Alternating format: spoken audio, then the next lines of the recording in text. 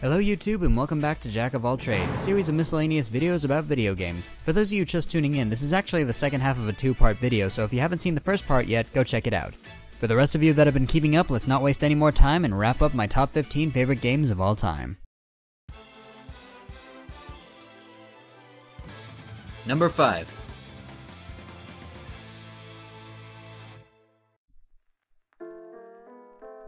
BioShock Infinite.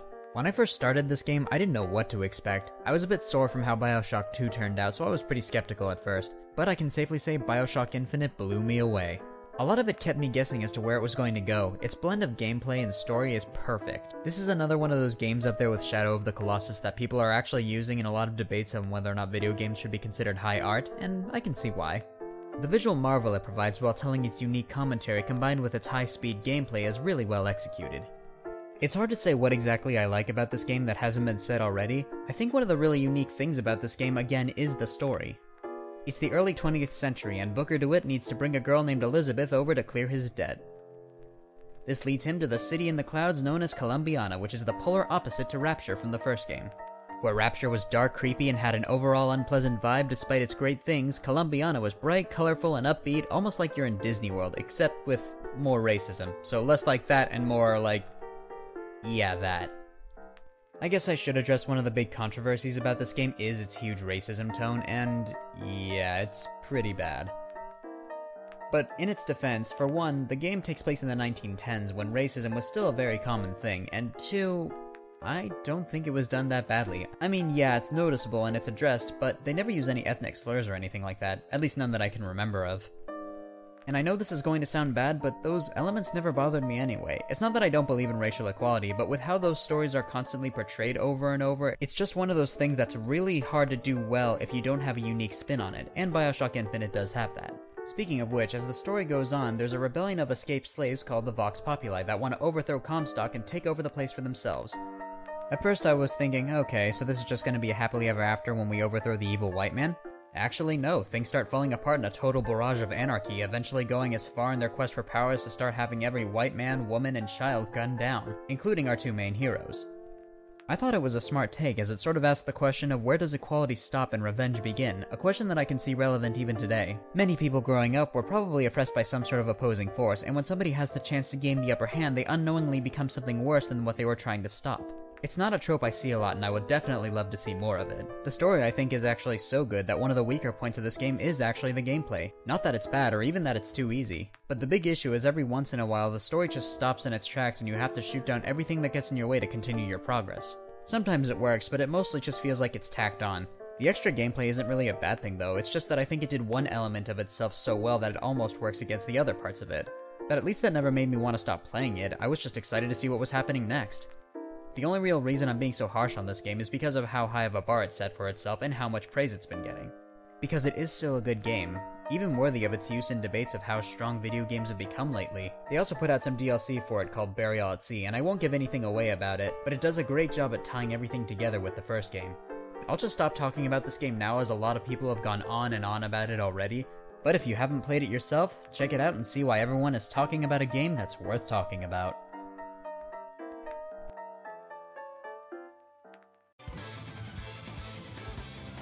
Number 4. Legend of Zelda: Ocarina of Time. Can't have a favorite games list without mentioning this, could I? It was one of the first games I had gotten into. Hell, it's one of the first games a lot of people have gotten into.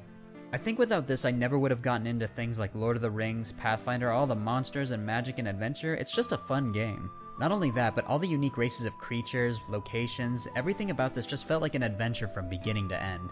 It takes place in the magical land of Hyrule, where an evil wizard named Ganondorf threatens to seize the Triforce and conquer the world. The Great Deku Tree of the Force summons Link to go to Hyrule Castle and help her. What follows is an adventure across forests, mountains, and deserts, all to get the Master Sword, defeat Ganondorf, save the Triforce, the princess, and the world. This almost feels like Nintendo's attempt at creating a fairy tale. Collect 3 gems, get the Master Sword, find the 7 sages, save the princess, defeat the evil wizard, and live happily ever after. When you think about it, the game is very simple but also very big, and I think that's what a lot of people liked about it. It was very immersive, it made you feel like you were there experiencing the adventure. I'm really not sure what else I could say about this game that hasn't been said already. You all know the characters, you all know the songs. I'd say check out the game, but given how Legend of Zelda has sort of earned its title as Nintendo's answer to Lord of the Rings, chances are you already have. Number 3. Catherine. Made by the same team who brought us Persona, Catherine is about a 32-year-old man named Vincent, who is struggling in his relationship with his girlfriend and is being pressured into taking the next step, marriage. Sounds to me like she finally wants you to tie the knot.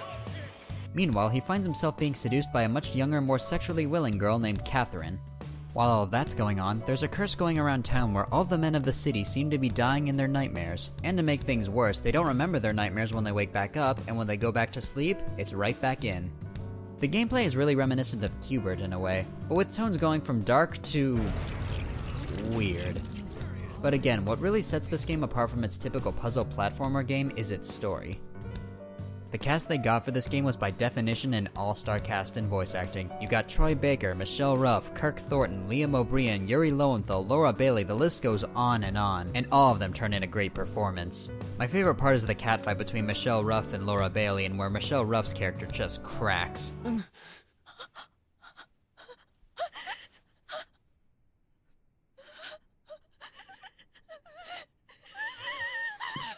Catherine, look at me.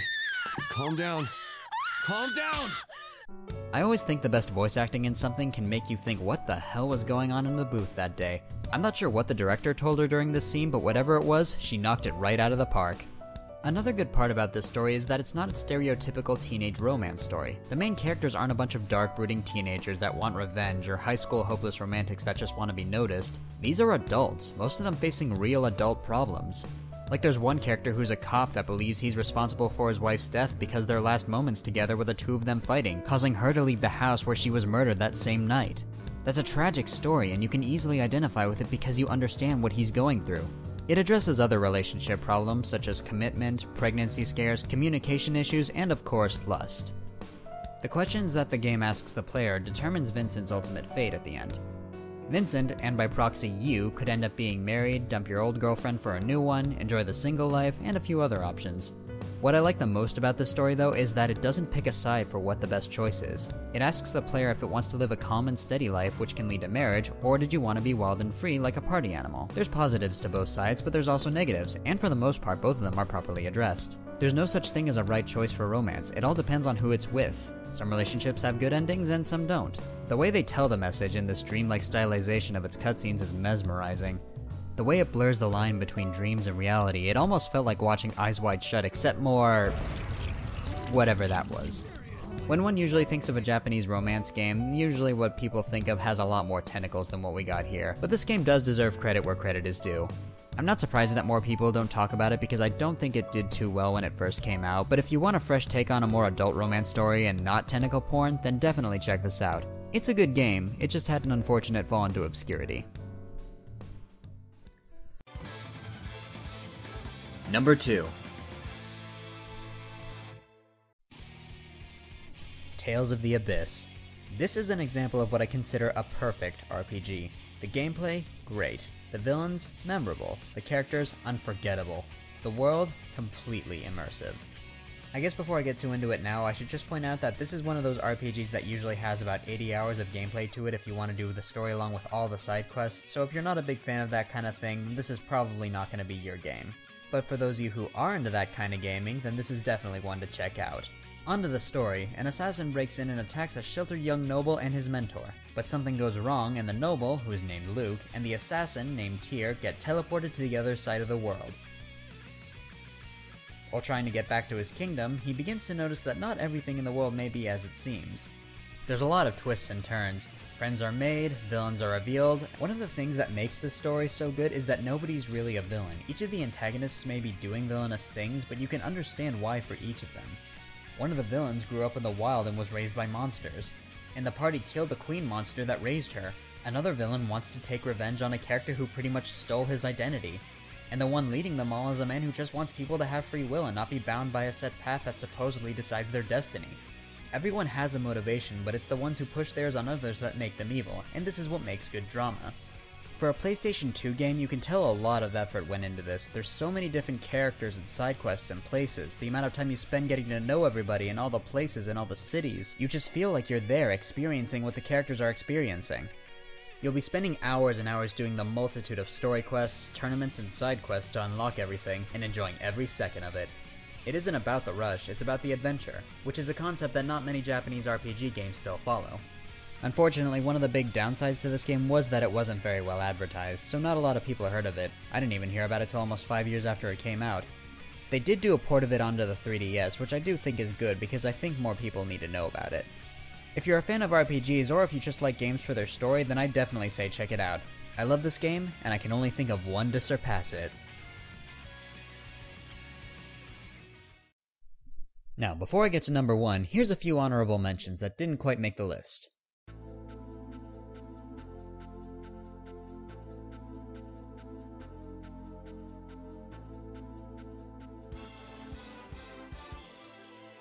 And my number 1 favorite video game of all time is...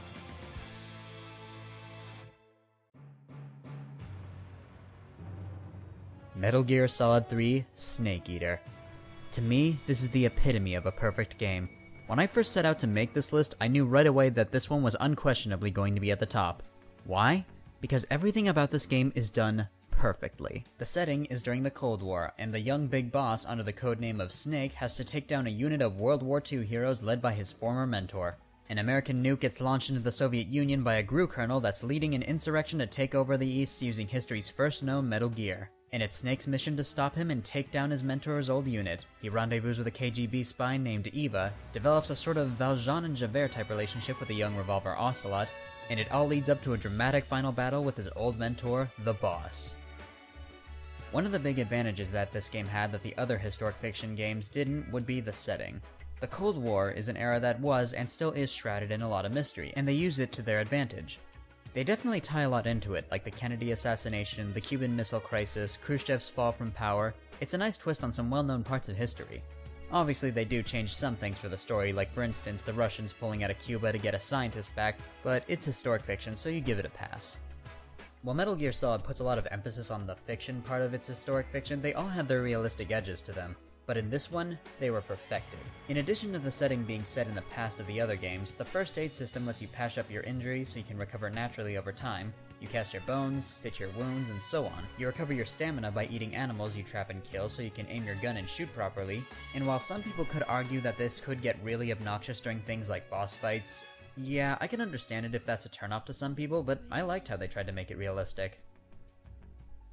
Another one of their realism moments in this game is where one of the Cobra's boss battles operates in real time. You can actually move the clock on your PS2 2 weeks into the future, or you can stop playing the game for 2 weeks and discover that while you were away, the end has died of old age. And there's even a clever boss fight with the Sorrow where he takes the spirits of all the soldiers you've killed in the game up to that point and sends them after you. So depending on how you played your game up to then, it could either be the longest or the shortest part of the game. I like how this boss works as an evaluator, as it shows how good you've been doing with your stealth. Metal Gear Solid has always been good with its stealth games, and many games have tried to imitate it but has never been able to fully duplicate it. And even though Metal Gear Solid always did have a sense of realism to it, it also had a sense of camp factor, and there's a lot of that in this game too. Like for instance, there's a lot of parallels to James Bond in this game. You can unlock a tuxedo for Snake, Eva sneaks into Volgan's ranks under the name Tatiana, a name of one of the Bond girls, and there's even a funny bit with Snake and Paramedic discussing 007 from Russia with Love. Is it the fantastic gadgets? The cars? The guns? Major. Snake, wouldn't you like to have a gun shaped like a pen? I think one of my favorite parts is where Sigyn and Snake talk about the logistics of building a real bipedal tank and how ludicrous it would be to realistically build one. I mean, anybody who'd seriously consider making a thing like that has got to be a wacko.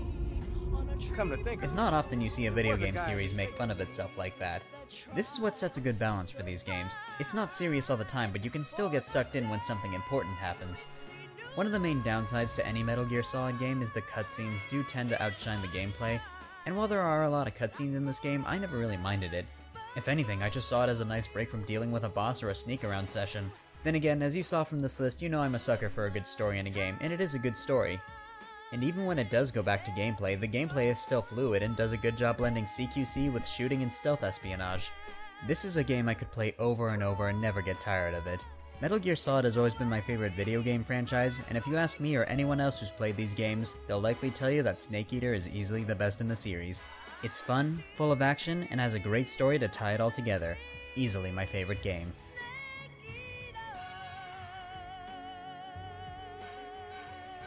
Well YouTube, thank you for watching my first video. If you liked it, don't forget to comment and subscribe, since this is the first of many I have planned going down the line. I'll see you guys in the next video. My name is Jack, and that was my trade. Later.